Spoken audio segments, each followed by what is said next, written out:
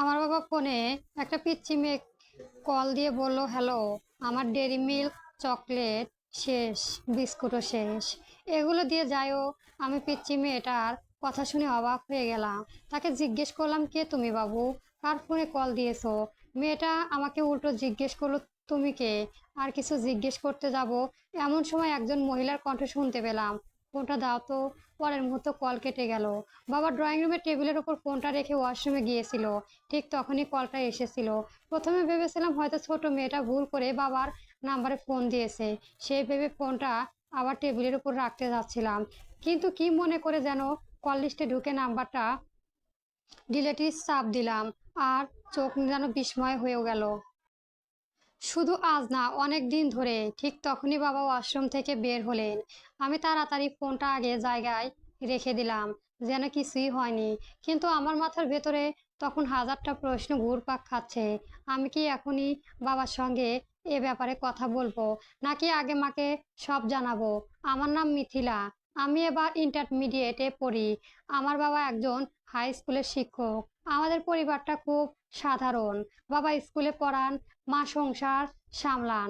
ছোটবেলা থেকেই বাবাকে আমি সৎ, ভদ্র আর দায়িত্ববান মানুষ হিসেবে দেখে এসেছি। পুরো এলাকায় বাবার অনেক সম্মান, সবাই তাকে শ্রদ্ধা করে। তাই আজকের ঘটনাটা যেন কিছুতেই মাথা থেকে সরাতে পারছিলাম না। একটা ছোট্ট মেয়ে কেন বাবাকে চকলেট আর বিস্কুট এনে দিতে বলবে? আর সেই মহিলা বা কে?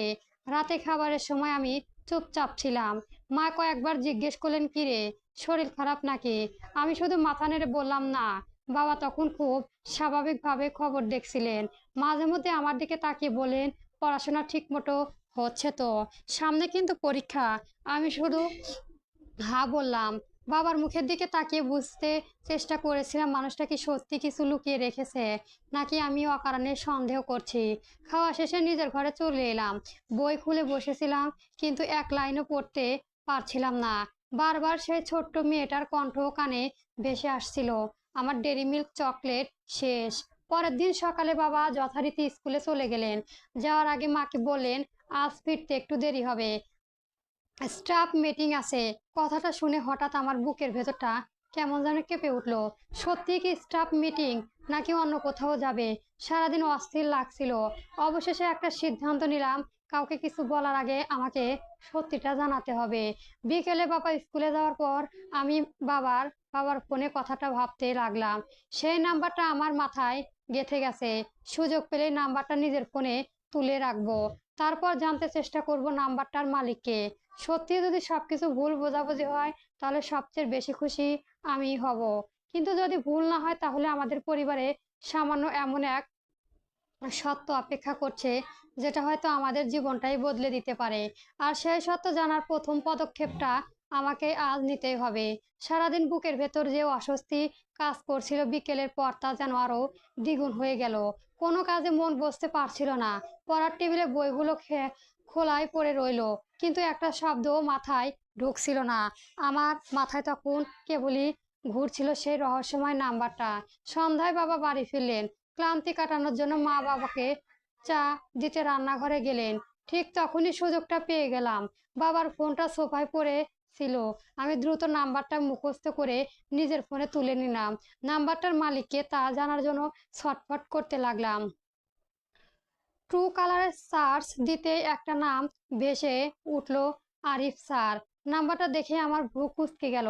আরিফ স্যার তো বাবার স্কুলে গণিতের শিক্ষক। যতটুকু জানি তিনি বেশ কিছুদিন ধরে স্কুলে আসছেন না। কিন্তু একজন শিক্ষকের ফোন থেকে একটা পিচ্চি মেয়ে আবার আমার বাবাকে চকলেট এনে দিতে বলবেন কেন? আর সেই মহিলাই বা কে, যিনি তাড়াহুড়ি করে কলটা কেটে দিলেন? রহস্যটা জট পাকানোর বদলে যেন আরো ঘনীভূত হতে লাগলো। পরের দিন সকালে বাবা যথারীতি স্কুলে চলে যাওয়ার পর আমি আর নিজেকে ধরে রাখতে পারলাম না। ড্রয়িং রুমে মা তখন কাপড় ভাঁজ করছিল। আমি মায়ের পাশে গিয়ে বসলাম। গলাটা সামান্য পরিষ্কার করে বললাম, মা, একটা কথা জিজ্ঞেস করব।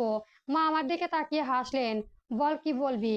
আরিফ স্যার কোন স্কুলে আসছে, কেন স্কুলে আসছেন না গো? বাবা কাল বলেছিল স্টাফ মিটিং আছে। স্যারের কোনো খবর জানেন? আমার প্রশ্নটা শুনে মায়ের হাতে কাজ স্তব্ধ হয়ে গেল। মায়ের মুখের চেনা হাসিটা মিলিয়ে গেল, গিয়ে সেখানে এক গভীর বিষাদ আর করুণা ভর করলো। মা একটা দীর্ঘশ্বাস ফেলে কাপড়ের টুকরোটা পাশে রাখলো। তারপর আমার হাতটা নিজের হাতে মুঠো নিয়ে বলল, মিথিলা, আসলে আরিফ স্যারের জীবনে একটা মস্ত বড় ঝড় বয়ে গেছে রে। আমি কৌতূহলী হয়ে মায়ের দিকে তাকালাম। মা বলতে লাগলেন, মাস 6 আগে একটা ভয়ঙ্কর রোড অ্যাক্সিডেন্ট, আরিফ স্যারের দুটো পাই কেটে ফেলতে হয়েছে। মানুষটা পুরোপুরি পঙ্গু হয়ে গেছে। আর এই ঘটনার পরপরই স্যারের স্ত্রী, মানে ওই লোভী মহিলাটা, এই পঙ্গু মানুষটার দায়িত্ব নিতে পারবেন না বলেই ওনাদের একমাত্র ছোট্ট মেয়েটাকে ফেলে রেখে অন্য একজনের সাথে চলে গেছেন। মায়ের কথাগুলো শুনে আমার গায়ের লোম খাড়া হয়ে উঠলো। মা বলতে থাকলেন, এখন ওই পরিবারে আছে শুধু পঙ্গু আরিফ স্যার, ওনার বৃদ্ধা মা আর ওই 5 বছরের অবুঝ মেয়েটা। আরিফ স্যারের চিৎকার, চিকিৎসার খরচ আর সংসারে হাল ধরার মতো কেউ নেই। তোর বাবা যখন এই অবস্থা দেখলেন তখন তিনি নিজেকে ধরে রাখতে পারেননি। তোর বাবা আরিফ স্যারকে জড়িয়ে ধরে কেঁদে বলেছিলেন, আরিফ, তুমি নিজেকে একা ভেবো না, যতদিন আমি বেঁচে আছি তোমার কোনো অভাব হতে দেব না। আর তোমার এই মা হারা মেয়েটার সব দায়িত্ব আজ থেকে আমার। মা একটু থেমে ওনার চোখটা মুছলেন। তারপর বললেন, সেই থেকে তোর বাবার প্রতি মাসে নিজের বেতনের সামান্য কিছু অংশ ওই মেয়েটার পেছনে খরচ করেন। সপ্তাহে 2-3 বার নিজের গিয়ে ওনাদের বাজার সদাই করে দিয়ে আসেন। আর ওই ছোট্ট মেয়েটা তো মা হারিয়েছে, ও এখন তোর বাবাকেই নিজের বাবা মনে করে চিনেছে। তোর বাবা ওকে বলেছে, মা, তোমার যখন যা লাগে এই কাকুকে বলবে, কাকু এনে দেবে। তাই মেয়েটা বায়না ধরলে তোর বাবার ফোনে কল দেয়। তোর বাবাও শত ব্যবস্থার মাঝেও ওনার এই দায়িত্ব কখনো বলে না। মা মায়ের মুখ থেকে সত্যিটা শোনার পর আমার চোখের কোণ দিয়ে নুনাত জল গড়িয়ে পড়লো। এক তীব্র অপরাধ বোধে আমার বুকটা ফেটে যেতে চাইলো। আমি কাল রাত থেকে আমার সেই সৎ আদর্শবাণী বাবাকে মনে মনে সন্দেহ করেছিলাম, অথচ মানুষটার আড়ালে এক ফেরেশতার মতো একটা অসহায় পরিবারের প্রদীপ জ্বালিয়ে রেখেছে। নিজের সুখ স্বচ্ছন্দ বিসর্জন দিয়ে অন্যের মুখে হাসি ফোটাচ্ছে। মা আমার সাথে হাত বুলিয়ে বলেন, তোর বাবা চান না ওনার এই সাহায্যের কথা বাইরে কেউ জানুক। উনি বললেন, ডান হাত দিয়ে যেন বাম হাতেও না জানি। আমি সব জানি বলেই তোর বাবার এই কাজে সবসময় সায় দেয়। বিকেলের দিকে কলিং বেলের শব্দ হতেই আমি নিজে গিয়ে দরজা খুললাম। দরজার ওপাশে দাঁড়িয়ে আছে আমার বাবা। ওনাকে কাঁধে স্কুল ব্যাগ আর এক হাতে বাজারের থলি, অন্য হাতটায় উকি দিচ্ছে একটা বড় ডেরি মিল্ক চকলেটের প্যাকেট আর বিস্কুটের কার্টন। বাবা ক্লান্ত ঘামান্ত মুখের দিকে তাকিয়ে আমার চোখ দুটো আবার ভিজে উঠলো। এবার আর নিজেকে সামলাতে পারলাম না, বাবাকে শক্ত করে জড়িয়ে ধরলাম। বাবা কিছুটা অবাক হয়ে হেসে বললেন, কিরে মিথিলা, কি হয়েছে? মা কি বকা দিয়েছে? আমি বাবার বুকে থেকে মাথা তুলে ওনার হাতে চকলেটের প্যাকেটটার দিকে তাকালাম। চোখের জল মুছে হাসি মুখে বললাম, না বাবা, তুমি একটু ফ্রেশ হয়ে নাও। আজ বিকেলে আরিফ স্যারের বাসায় তুমি একা যাবে না, আমিও তোমার সাথে যাব। তোমার ওই ছোট্ট মেয়েটার সাথে আমিও একটু দেখা করতে চাই। বাবার মুহূর্তে সবকিছু বুঝে গেল। ওনার চোখের এক পরম তৃপ্তির আলো খেয়ে গেল।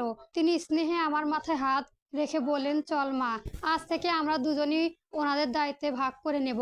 আমি গর্বে বুক ফুলিয়ে বাবার দিকে তাকিয়ে রইলাম। হাই স্কুলের শিক্ষক আমার এই সাধারণ বাবাটি যে আসলে কতটা অসাধারণ তা আজ আমি মনে প্রাণে উপলব্ধি করতে পারলাম।